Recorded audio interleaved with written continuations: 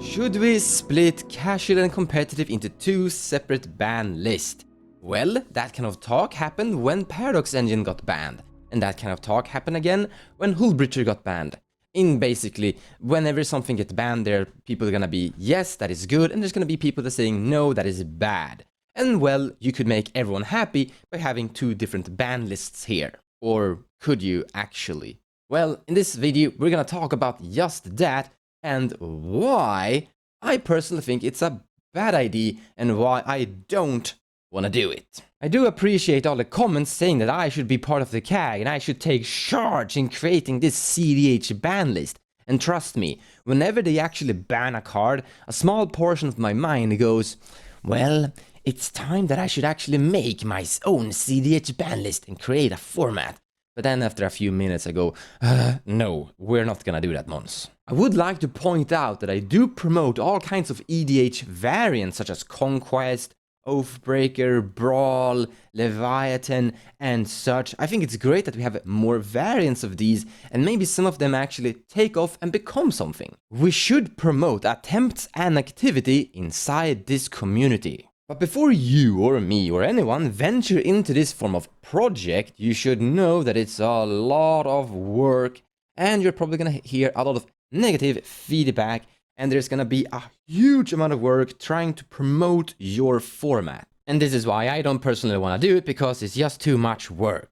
But the most important thing is that if you attempt to split EDH into casual and competitive, it won't actually split. You're basically just creating a cEDH variant ban list to the EDH, so to say. And there's still gonna be people that are playing competitive EDH, which means that you're gonna separate first, and you have a casual group and a competitive group, but then the casual group inside EDH are gonna power up their decks still, that is unavoidable, and they're gonna become competitive EDH players still. Take me for an example on how I react to things. If I see Oathbreaker, I'm gonna try to play Oathbreaker competitively. If I see Conquest, I'm gonna try to play Conquest competitively, regarding of what form of ban list they have. If I see a new EDH with a cEDH ban list format, I'm obviously gonna play that one competitively. But if I also see EDH as it is, regardless of what the rules committee actually does with it, with its forms of ban, I'm still gonna play that competitively. Okay, there are actually situations where I do play it casually, because if I go into a casual pod in my local game store and I don't have any siege opponent, I'm gonna play casually against them. I'm not gonna sit there and pump stomp them with like turn 2 combos. That's not what you wanna do. But I'm still gonna play, regardless of what the rules committee does with the ban list, I'm gonna play that competitively. Because, and what I'm about to say is something I think the rules committee should definitely hear, you don't make a format casual or competitive with decisions of what you ban. That is virtually impossible, because it is a mindset.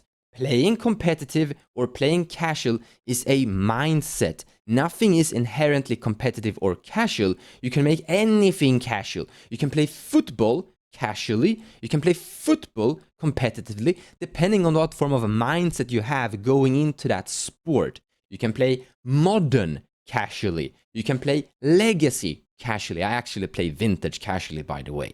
And you can play vintage and all of these formats competitive too, depending on what form of aim, and this is important, what you are looking for in your player experience going into a game. I don't think that the rules committee are bad people. I do respect them because they are trying to do something they think is good. I just think they are wrong. I think they're putting 2 plus 2 together and they're getting 5 even though the answer is 4. Here's an article from Sheldon. He makes great articles, and something he writes about the top concerns he have for the format. And here's something he writes that I would like to talk about. My area of concern here is the competitive ethos that players of these formats bring with them. Even if a player isn't hyper competitive, there's a natural impulse to push the boundaries of the game and give oneself an edge in winning games. This is not to say wanting to play competitive Magic is anything is bad, but ends up bumping its head on the goals of Commander, which is his goals that it's gonna be a casual format, in which we like to see each players consider each other player's experience. I'm really happy he writes that.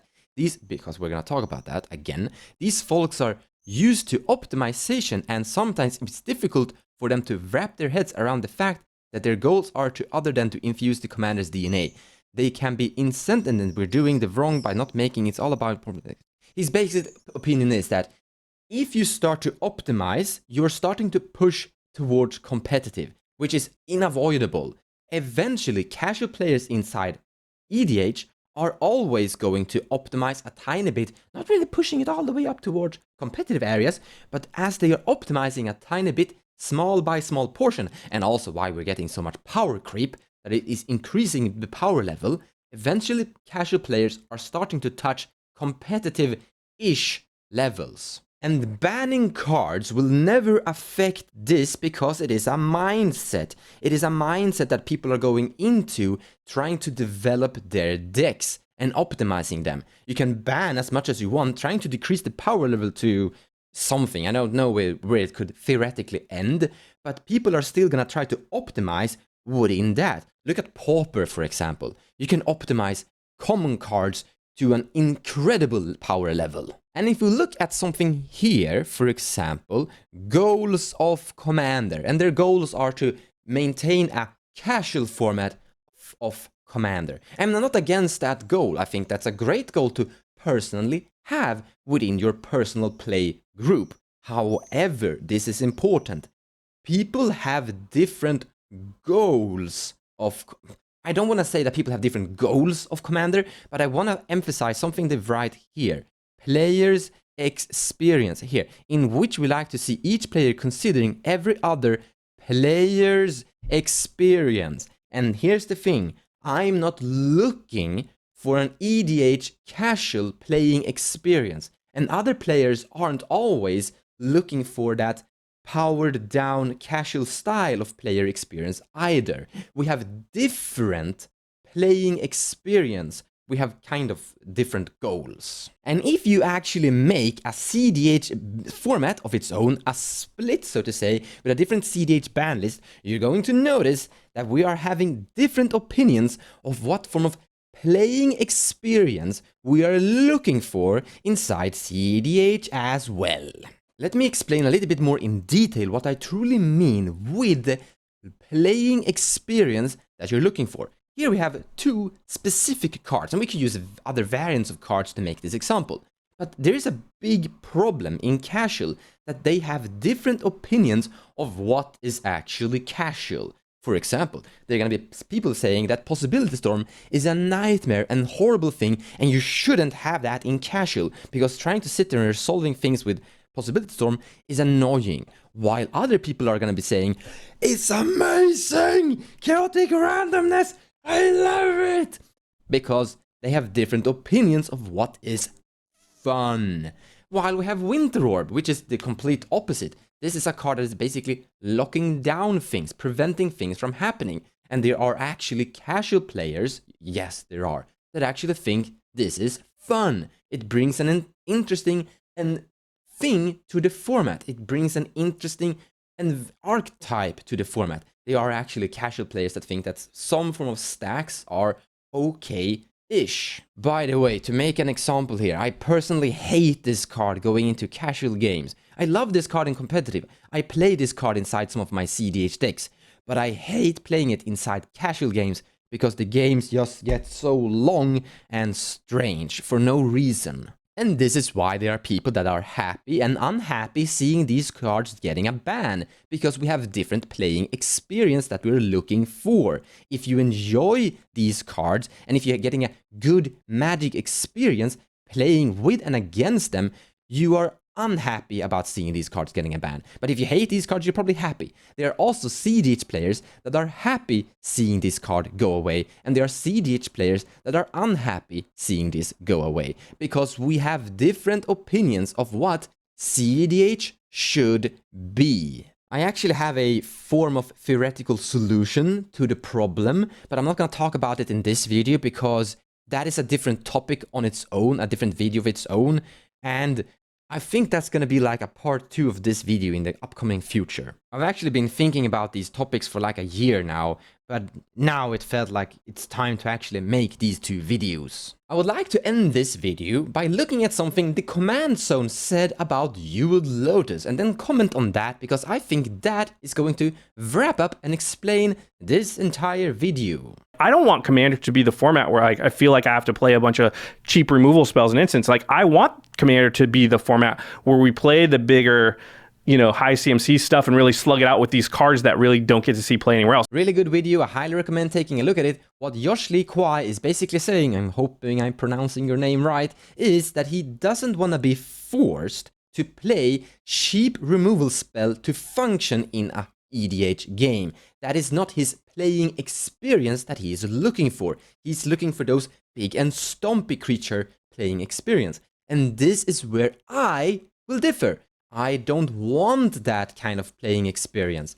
I want to be forced of playing these cheap removal spells. Because here's the thing. He and I are looking for different playing experience, and neither of us are right or wrong in this. Both of us should be allowed to receive this kind of playing experience. And I would like to have a world where both of us is getting what we want without sacrificing the other. Another big takeaway is that me and Josh shouldn't be playing against each other because we are looking for different kinds of playing experience. And finalizing it, making a different cEDH ban list, a different cEDH format, won't solve the problem either, because making a new ban list won't make everyone happy, as cEDH players are also looking for different kinds of playing experience. And we're basically going to sit there haggling at each other, making arguments of what should be banned and what shouldn't be banned in cEDH ban list format. And we will end up basically satisfying one part of the cEDH community, where they get their specific ban list they want to have, while the other part are unhappy. But don't worry, there's a bright future coming up. Hope you're ready for part 2. Take care, guys, and I'll see you in the next video. Thank you so much for watching, and I hope you enjoyed the video. If you like what I do and you wanna support me, feel free to share my videos or even checking out my Patreon page. Also, purchasing cards from the TCG Players website using the affiliate link in the description below of the video will also help the channel grow. So a big thank you to all of you.